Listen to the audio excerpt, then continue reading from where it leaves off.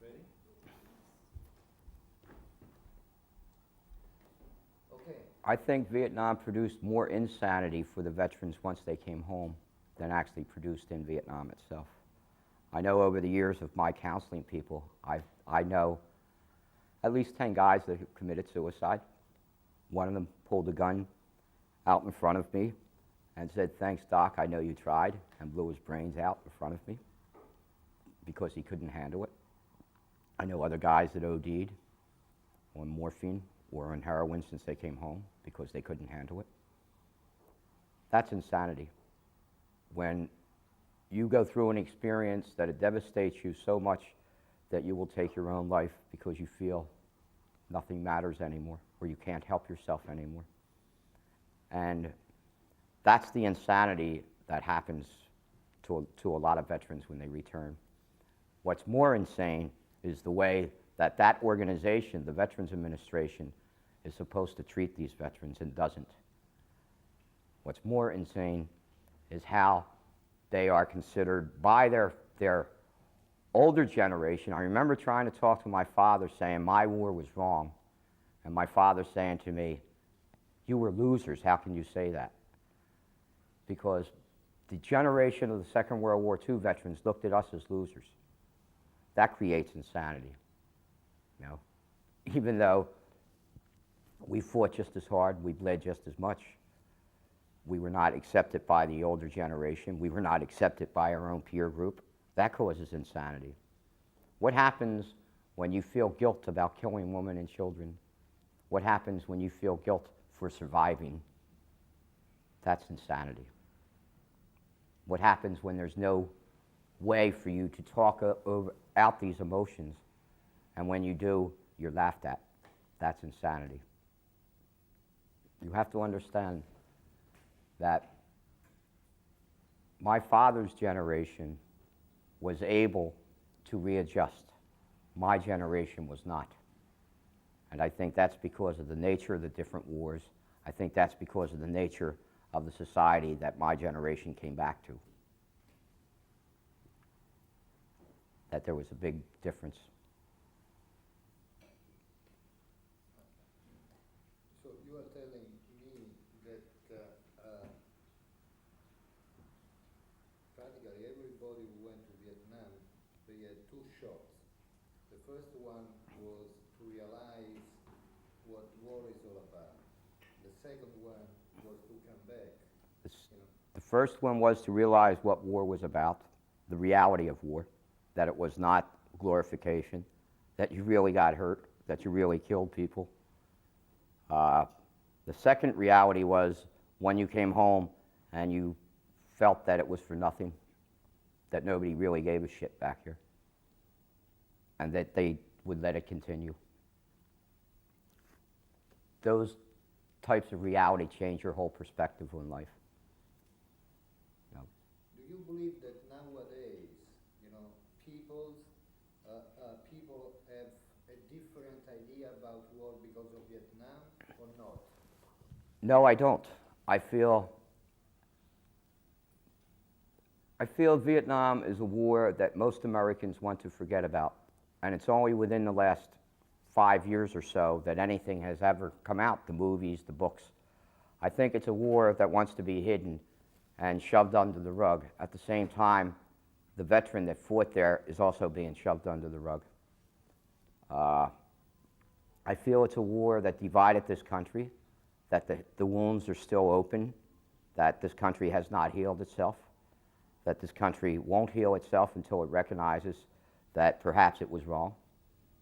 I feel that my fear again is that that Vietnam experience will be used to create another one, to create another young generation of men to go over, to kill, and be killed for nothing. That's what I see happening. I don't feel that America has learned from the Vietnam experience, no. Well, I was asking before if you ever talked with somebody who was in the Korean War. Yes, I have. What's the difference between the two wars?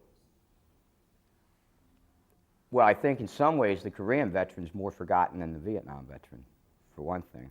I think the biggest difference is that the Vietnam War went on for such a long time. The actual combat in itself in Korea was not like Vietnam in the fact that you would go in and you would fight for so many miles today, so many miles tomorrow.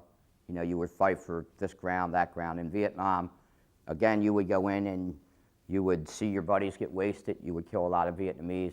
And then a day later, you would pull out of that area, maybe go back in 3 months later.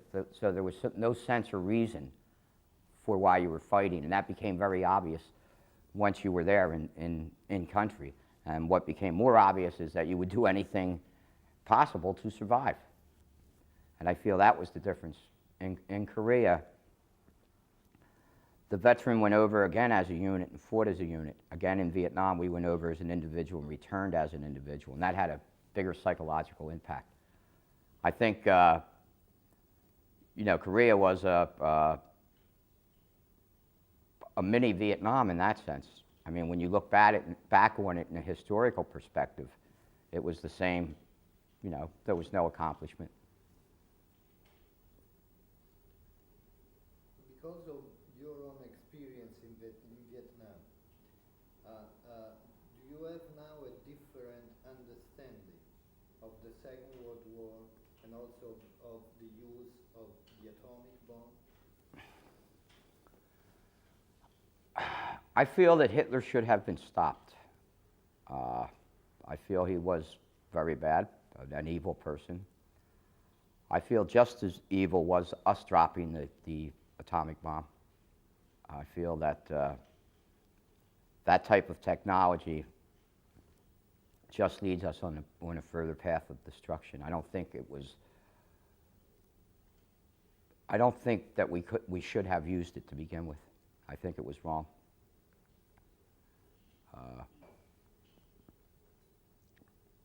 It was cruel. It was, again, how come we didn't use the atomic bomb in Europe? To me, it was also very racist that we used it on Japan.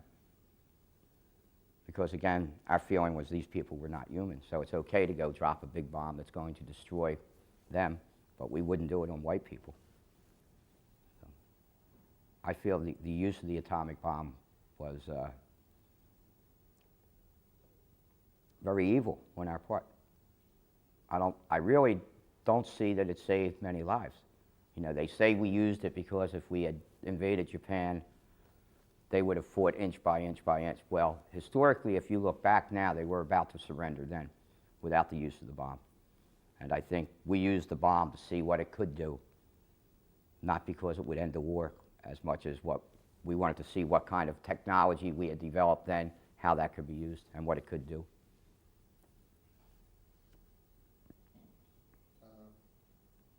Let me ask you one more question. Mm-hmm.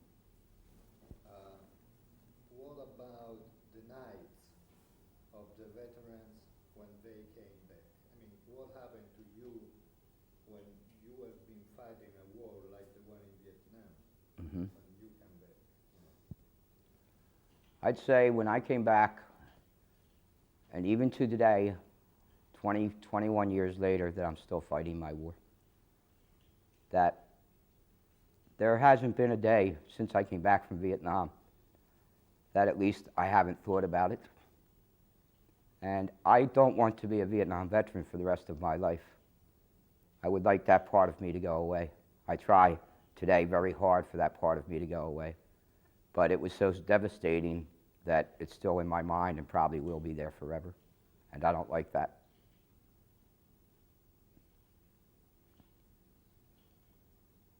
Do you have anything else to say? I mean, I finished,